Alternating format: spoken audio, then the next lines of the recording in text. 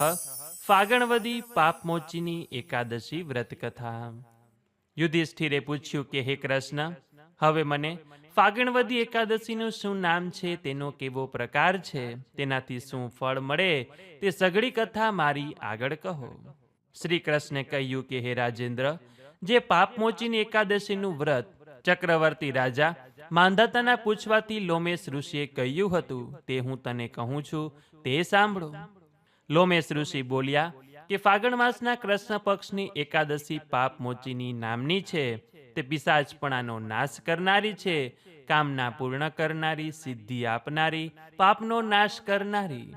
આવી એકાદશીની વિચિત્ર કથા કહું છું, તે તમે સાંભળો. ચૈત્રરથ નામનું કુબેરનું વન છે, ત્યાં અપ્સરાઓ રહેતી હતી. તે વનમાં મુનિઓ મોટું તપ કરે છે, ને ઇન્દ્ર પણ દેવોની સાથે વસંત ઋતુમાં ક્રીડા કરવા જાય છે. તે વનમાં મેઘાવી નામના મુનિ શ્રેષ્ઠ તપશ્ચર્યા કરતા હતા. તેને મોહ પમાડવા માટે મંજુ દોષા અપ્સરાએ નૃત્યનો આરંભ કર્યો. તે વીણા વગાડતી મધુર રાગથી ગાવા લાગી કે જેણે પુષ્પની માળા પહેરી છે, ચંદન ચર્ચેલું છે. એવી મંજુ દોષાને ગાતી જોઈ શિવભક્ત મુનિને જીતવા માટે કામદેવ પણ તૈયાર થયો. કામવશ થયેલી અપ્સરા મુનિ સામું જોઈ ગાવા અને નાચવા લાગી, અને આમ અપ્સરાથી કામદેવે મુનિરાજને વશ કરી લીધા. મુનિરાજ શિવ તત્વને ભૂલી જઈ કામ તત્વને વશ થયા. આથી મુનિના નિયમનો જેનાથી નાશ થયેલ છે, એવો કેટલોક કાળ નીકળી ગયો. ત્યારે મંજુ ગોસાએ મુનિ પાસે સ્વર્ગમાં જવા માટે રજા માગી. હે મહારાજ, હવે મને સ્વર્ગમાં જવા માટેની રજા આપો. મેઘાવી મુનિએ કહ્યું કે હે સુંદર મુખવાળી, સવાર થાય ત્યાં સુધી તું મારી પાસે રહે.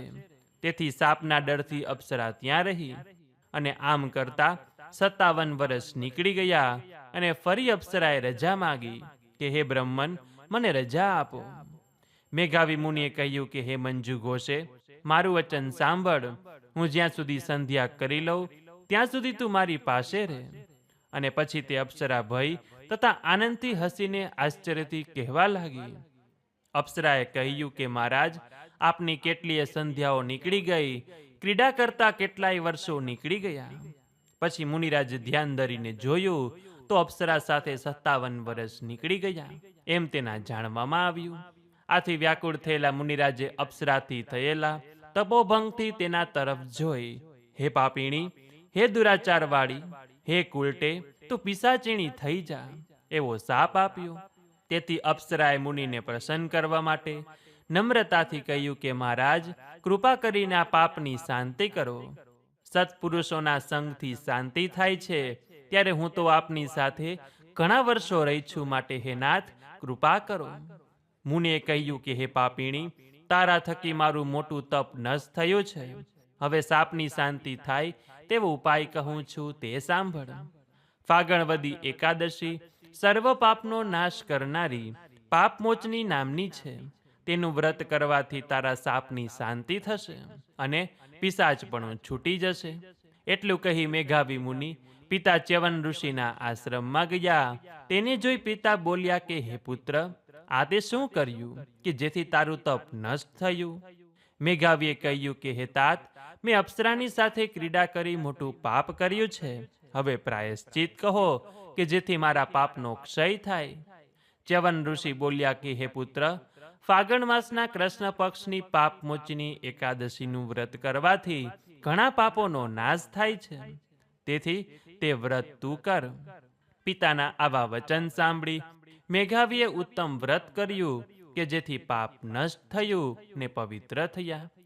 પેલી મંજુ ઘોષા અપ્સરાએ પણ પાપમોચનીનું વ્રત કર્યું કે જેથી તેનું પિશાચપણું છૂટી ગયું અને અલૌકિક રૂપ ધરી સ્વર્ગમાં ગઈ. લોમેશ ઋષિએ કહ્યું કે રાજન, આ લોકમાં જે પાપમોચની એકાદશીનું વ્રત કરે તેના સઘળા પાપ નષ્ટ થાય છે.